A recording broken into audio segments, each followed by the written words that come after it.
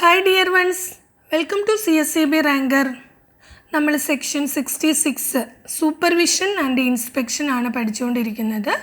അതിലെ സബ്സെക്ഷൻ 1, 2, 3 പഠിച്ചു കഴിഞ്ഞു. അതിലെ ക്വസ്റ്റ്യൻസിലേക്ക് കിടക്കാം.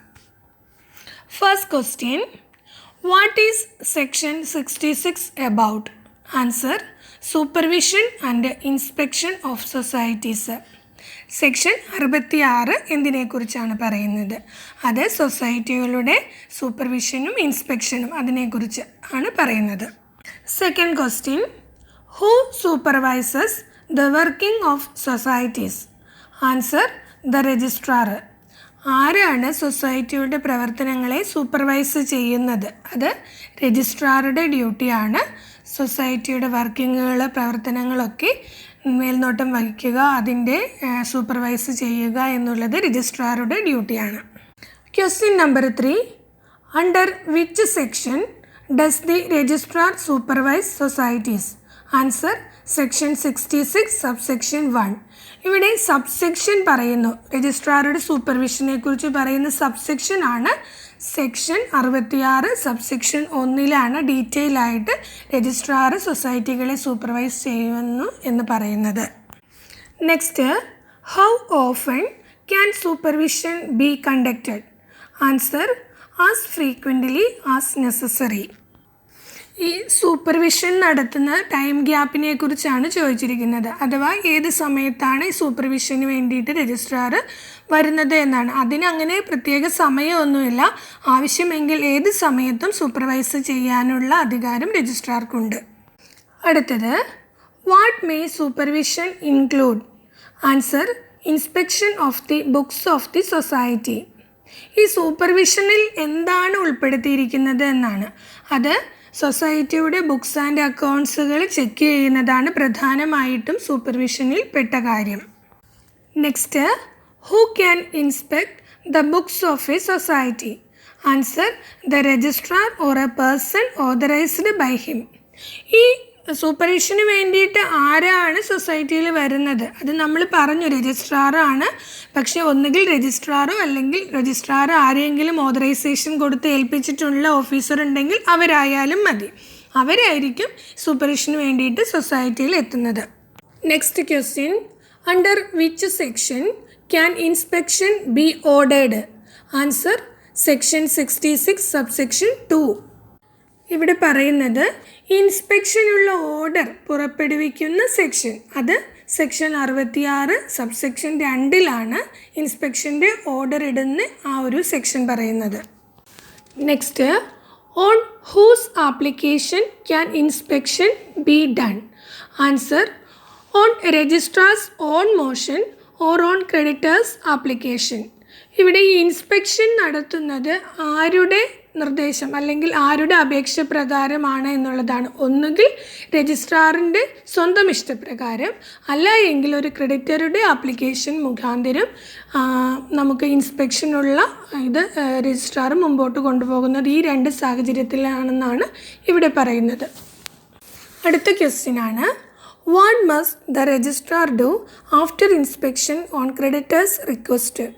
Answer, communicate the result to the creditor. ഒരു ക്രെഡിറ്ററുടെ അപേക്ഷ പ്രകാരം നടത്തുന്ന ഇൻസ്പെക്ഷൻ ആണെങ്കിൽ രജിസ്ട്രാർ ഈ ഇൻസ്പെക്ഷന് ശേഷം അതിൻ്റെ റിസൾട്ട് ആദ്യം തന്നെ ക്രെഡിറ്ററെ അറിയിക്കേണ്ടതാണ്. അതൊരു ഇമ്പോർട്ടൻ്റ് ആയിട്ടുള്ള കാര്യമാണ്. Question number 10, under which section must the result be communicated to the creditor? Answer, section 66 subsection 3. ഇവിടെ പറയുന്നത് ഈ റിസൾട്ട്, ഈ ഇൻസ്പെക്ഷൻ്റെ റിസൾട്ട് ക്രെഡിറ്ററെ അറിയിക്കുന്ന ആ ഒരു സെക്ഷൻ, അത് പറയുന്ന സെക്ഷനാണ് section 66 subsection 3. Next, what must a creditor prove before inspection? Answer, that the debt is due and unpaid after demand. ഇവിടെ പറയുന്നത് ക്രെഡിറ്റർ ഇൻസ്പെക്ഷനുള്ള അപേക്ഷ കൊടുക്കുന്നതിന് മുൻപ് ഉറപ്പാക്കേണ്ട കാര്യം, അത് എന്തായാലും ഈ ഡെറ്റ് ഡ്യൂ ആയി കിടക്കുകയാണെന്നുള്ളതും അത് ഇതുവരെ അടച്ചിട്ടില്ല എന്നുള്ളതും ഡിമാൻഡ് ചെയ്തിട്ടും അടച്ചിട്ടില്ല എന്നുള്ള ആ കാര്യം ഉറപ്പാക്കിയിട്ട് വേണം ഇൻസ്പെക്ഷനുള്ള അപേക്ഷ കൊടുക്കാനായിട്ട്. ഈ ക്വസ്റ്റ്യൻസ് കേൾക്കുമ്പോൾ നിങ്ങൾ വളരെ സിമ്പിളായിട്ടും ഇങ്ങനെ നമ്മൾക്ക് ക്വസ്റ്റ്യൻസ് ഇങ്ങനെ വരാറില്ലല്ലോ എന്നൊന്നും ആരും ചിന്തിക്കേണ്ട. കാരണം നമ്മളുടെ ലക്ഷ്യം ഈ സെക്ഷൻസ് എല്ലാം നല്ല വൃത്തിയായി പഠിച്ചെടുക്കുക എന്നുള്ളതാണ്. അപ്പോൾ ഒരു ദിവസം ക്ലാസ് കേട്ട് പിറ്റേ ദിവസം അതിൽ നിന്നുണ്ടാകാവുന്ന മാക്സിമം ക്വസ്റ്റ്യൻസ് ചെറുതായാലും വലുതായാലും എടുത്ത് നമ്മൾ ഒന്നുകൂടെ റിവൈസ് ചെയ്യുന്ന ഒരു പ്രോസസ്സാണ്. അപ്പോൾ എല്ലാവരും സ്കിപ്പ് ചെയ്യാതെ നന്നായിട്ട് ആ സെക്ഷൻസ് എല്ലാം വൃത്തിയായി പഠിക്കുക. ഓക്കെ, അപ്പോൾ ഒരു ക്വസ്റ്റ്യനും കൂടി ഉണ്ട്. What must a creditor deposit for inspection? Answer: security for the cost of inspection.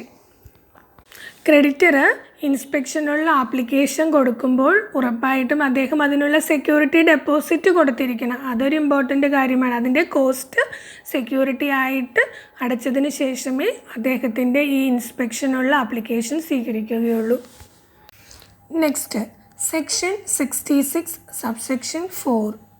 The registrar or any person authorized by him under subsection 1 or subsection 2 shall at all reasonable time have free access to and have power to inspect the books, records, accounts, documents, securities, cash balance and other properties belonging to the society, and may summon any person in possession of or responsible for the custody of such books, records, accounts, documents, securities, cash balance and other properties to produce the same for inspection at any place at the headquarters of the society or any branch thereof, or where there is no working office for the society, at the office of the registrar or at the office of any of his subordinate officers. ഇവിടെ section 66(4) പറയുന്നത് രജിസ്ട്രാർക്കോ അല്ലെങ്കിൽ അദ്ദേഹത്തിൻ്റെ അധികാരം കിട്ടിയിരിക്കുന്ന വ്യക്തിക്കോ സൊസൈറ്റിയുടെ രേഖകൾ പരിശോധിക്കാനുള്ള അധികാരമുണ്ട്. ഈ സൊസൈറ്റിയുടെ ബുക്സുകൾ, അക്കൗണ്ടുകൾ, ഡോക്യുമെൻറ്റ്സ്, സെക്യൂരിറ്റീസ്, അതുപോലെ ക്യാഷ്, മറ്റ് സ്വത്ത് വകകൾ എന്നിവയെല്ലാം പരിശോധിക്കാം. ഇനി ഇവ ആരുടെയൊക്കെ കസ്റ്റഡിയിലുണ്ടോ അവരെയും അതിന് ഉത്തരവാദികളായിട്ടുള്ള ആരുടെ ഉത്തരവാദിത്തത്തിലാണോ അല്ലെങ്കിൽ ഇതിൻ്റെയൊക്കെ ഉത്തരവാദിത്തം ഏറ്റെടുത്തിരിക്കുന്ന ആളുകളെയോ വിളിപ്പിച്ച് ഈ രേഖകളൊക്കെ സമർപ്പിക്കാനായിട്ട് നിർദ്ദേശം കൊടുക്കാം അവരോട്. അതുപോലെ ഇത് പരിശോധിക്കുന്ന സ്ഥലം ഒന്നുകിൽ സൊസൈറ്റിയുടെ ഹെഡ്ക്വാർട്ടേഴ്സ്, അല്ലെങ്കിൽ ഏതെങ്കിലും ഒരു ബ്രാഞ്ച് ഓഫീസ്, അല്ലെങ്കിൽ ഈ സൊസൈറ്റിക്ക് ഓഫീസ് ഇല്ലാത്ത അവസ്ഥയാണെങ്കിൽ രജിസ്ട്രാറുടെ ഓഫീസോ രജിസ്ട്രാറുടെ സബോർഡിനേറ്റ് അഥവാ അധികാരം കൈമാറ്റം കിട്ടിയ ഓഫീസർ അദ്ദേഹത്തിൻ്റെ ഓഫീസിൽ വെച്ചോ ഈ പരിശോധനാ സ്ഥലം നിർണ്ണയിക്കാം. എവിടെ വെച്ച് വേണമെങ്കിലും ഇൻസ്പെക്ഷൻ നടത്താമെന്നുള്ളതാണ്. Next, section 66 subsection 4A. It shall be the duty of every officer and employee of the society to cooperate with and assist in such supervision or inspection, to furnish any information that may be required for the purpose, and to produce the books, records, cash balance, etc. referred to in subsection 4 on demand by such officer, failing which it shall be treated as an offence under subsection 4 of section 94. ഇനി section 66(4)(a) പറയുന്നു, സൊസൈറ്റിയിലെ ഓരോ ഉദ്യോഗസ്ഥനും അല്ലെങ്കിൽ ജീവനക്കാരനും ഈ പരിശോധനയ്ക്കിടെ അവരെ സഹായിക്കേണ്ടതും സഹകരിക്കേണ്ടതുമാണ്. അതുപോലെ ആവശ്യമായ വിവരങ്ങൾ ചോദിക്കുന്നതിനൊക്കെ അവർ നൽകേണ്ടതുണ്ട്. അതുപോലെ തന്നെ സെക്ഷൻ 66(4) പറഞ്ഞിരിക്കുന്ന രേഖകൾ, ബുക്സുകൾ, ക്യാഷ് മുതലായവ ആവശ്യപ്പെട്ടാൽ അതൊക്കെ സമർപ്പിക്കേണ്ടതുണ്ട്. അതെല്ലാം പ്രൊഡ്യൂസ് ചെയ്യണം. അതുപോലെ തന്നെ ഇങ്ങനെ പാലിച്ചില്ല എങ്കിൽ സെക്ഷൻ 94 subsection 4 പ്രകാരമുള്ള കുറ്റകൃത്യമായിട്ട് അത് കണക്കാക്കി അവർക്കെതിരെ ആക്ഷൻ ഉണ്ടാവുമെന്നുള്ളതാണ്. ഇനി നമുക്ക് ബുള്ളറ്റ് പോയിൻറ്റ്സ് ആക്കിയിരിക്കുന്നത് നോക്കാം. ഈ ബുള്ളറ്റ് പോയിൻറ്റ്സ് പറ്റുമെങ്കിൽ നിങ്ങൾ നോട്ടാക്കി എഴുതിയെടുക്കാൻ പറ്റുമെങ്കിൽ അത് മതി നിങ്ങൾക്ക് ശരിക്കും സെക്ഷൻ പഠിക്കാനായിട്ട്. വേറെ ഒന്നും വേണ്ട. അപ്പോൾ എൻ്റെ PDF നോട്ട് ഒന്നും ആവശ്യമില്ല.